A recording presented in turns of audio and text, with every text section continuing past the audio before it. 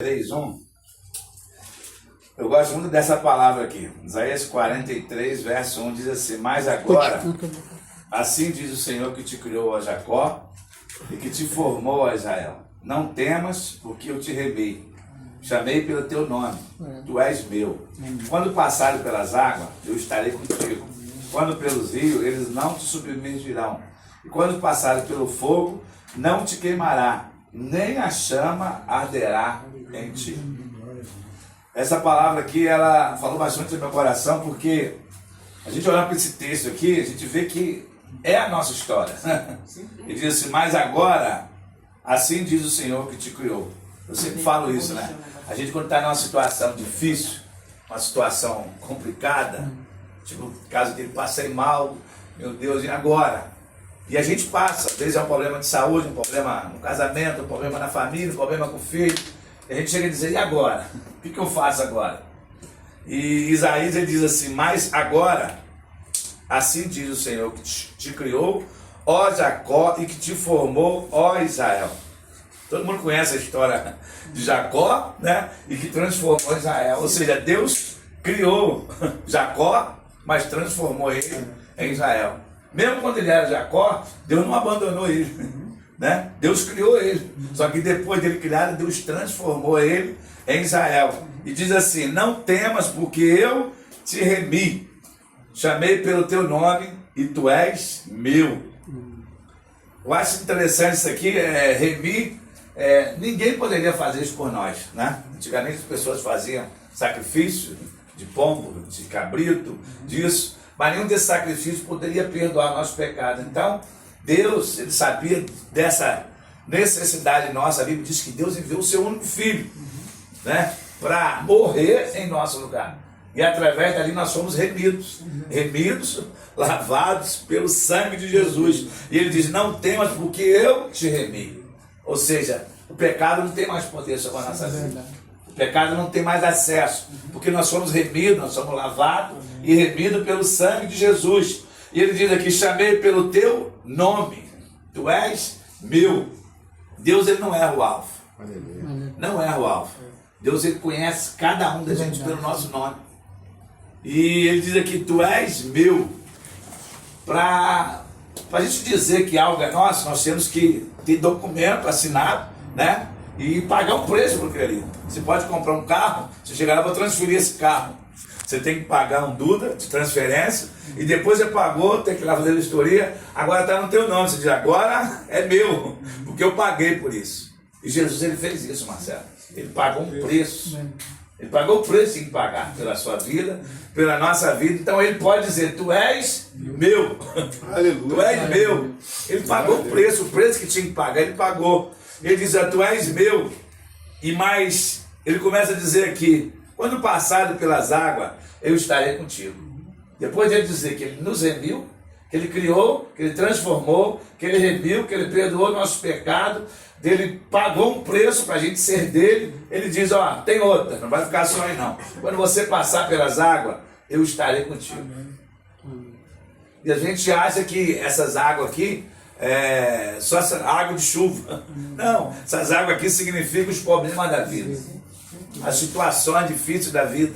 A gente tinha um hino que a gente cantava antigo: se as águas do mar da vida quiserem te afogar, segura na mão de Deus e vai. Então, ele já sabia disso. Os problemas da vida, às vezes, eles tentam nos sufocar, tentam nos afogar, tentam deixar a gente sem saída. Mas ele diz: ó, quando você passar pelas águas, eu estarei contigo. Prova disso é o povo de Israel, né? Cercado lá pelo faraó, vindo perseguindo eles, na frente o mar, e aí o desespero. O povo começou a reclamar: Moisés, não tinha lugar para a gente morrer, não morrer aqui, nesse deserto. E Moisés começa a clamar a Deus. E Deus fala: Moisés, por que clamas a mim? Diga o povo que marche. Uma vez que o povo começou a andar, ele apontou o cajado, a Bíblia diz que Deus abriu o mar. E o povo passou pelas águas. A terra secou para o povo passar. E o mar não se fechou quando o povo de Deus passou. Olha se compreende. Quando passaram pelas eu estarei contigo. Atrás era um sufoco. Faraó, no calcanhar dele, doido para destruir o povo, e eles passando a seco. Quando eles acabaram de passar, Deus permitiu que eles entrassem. Mas quando eles entrou, a água veio de lá para cá. Eles entrando aqui, quando entrou todo mundo, fechou de lá para cá. Acabou com todo mundo. Então isso mostra, ele diz assim, ó, quando passar pelas águas, eu estarei contigo. A gente acha que a gente fica só. Porque quando a gente está numa situação difícil, a gente não vê sair, só vê dificuldade, a gente acha que estou abandonado. E ele diz aqui, quando passares, eu estarei contigo. Quando passares pelo fogo, nem a chama arderá em ti. Chama também significa, fogo significa provação, né? Você vê para o ouro, para ele se provar, ele tem que passar pelo fogo.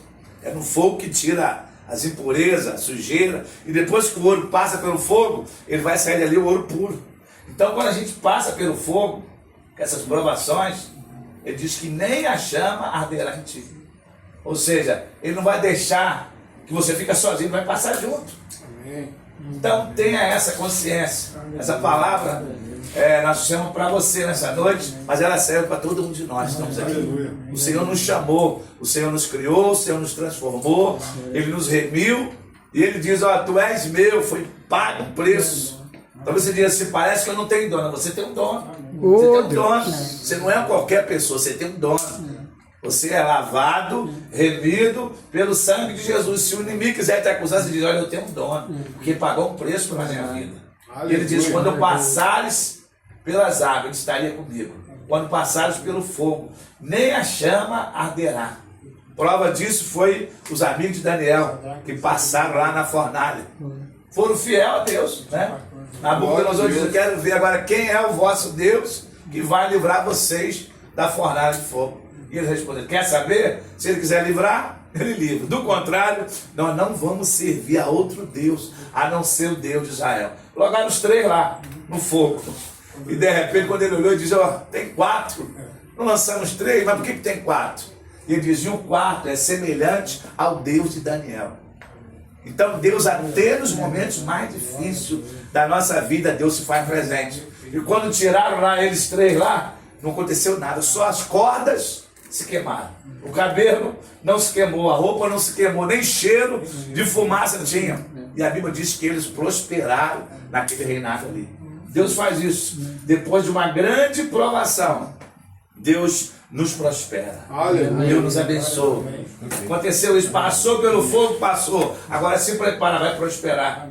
Daniel foi governador daquela cidade ali. E esses amigos de Daniel estiveram com ele, foram prósperos. E o próprio rei diz, ó, de agora em diante, muda o decreto. Eu nunca vi um Deus como o Deus de Sadraque, Mesaque e Abednego. Quem disser qualquer blasfêmia sobre eles, que as suas casas sejam feitas em monturo. Mudou a adoração. Então a nossa vida, ela tem esse poder. Não somos nós, mas é Deus que habita em nós, que faz com que essas coisas aconteçam. Então, Marcelo, guarda isso. Tu és do Senhor. Amém. Você foi lavado, você foi remido pelo sangue do Senhor. O Senhor pagou um preço pela tua vida. Você não é qualquer um. Ele diz, olha, eu que te criei, Jacó, e te transformei em Israel.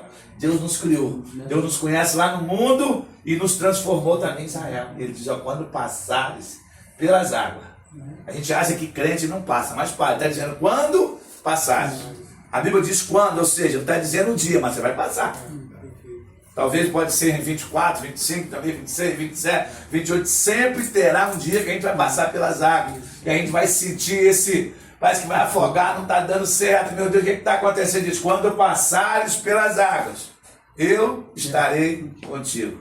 E quando passares pelo fogo, quando você for provado, ele está dizendo, ó, não temas. Eu estarei contigo. Por ser provado, irmão, não significa que a pessoa é ruim, não. Ser provado é Deus tirando o melhor de nós. Tirando o que não presta e deixando só o que presta. E às vezes para a gente ser provado tem que passar pelo fogo. Só que é ruim demais. Mas depois a gente vê lá, passou pelo fogo, o próprio Jesus passou. Saiu do batismo, foi para o deserto. E não foi o diabo que levou ele, não. A Bíblia diz, o Espírito levou ele para o deserto. Ele foi provado. Não comeu, não bebeu e o diabo só perturbando, só provando, só provando, só provando. E depois de tudo, a Bíblia diz, ó, só o Senhor adorará e só ele dará culto. A Bíblia diz que o diabo deixou ele e os anjos vieram servir. Então, depois de uma grande provação, se prepara. Deus vai trazer uma bênção especial para a sua vida, Amém, para a Deus. sua casa, para a sua família. Os anjos vieram servir. Olha só, os anjos vieram servir o próprio Senhor. Glória a Deus. Entendeu? Então, Marcelo, guarda essa palavra no teu coração. Sabe que você é muito importante.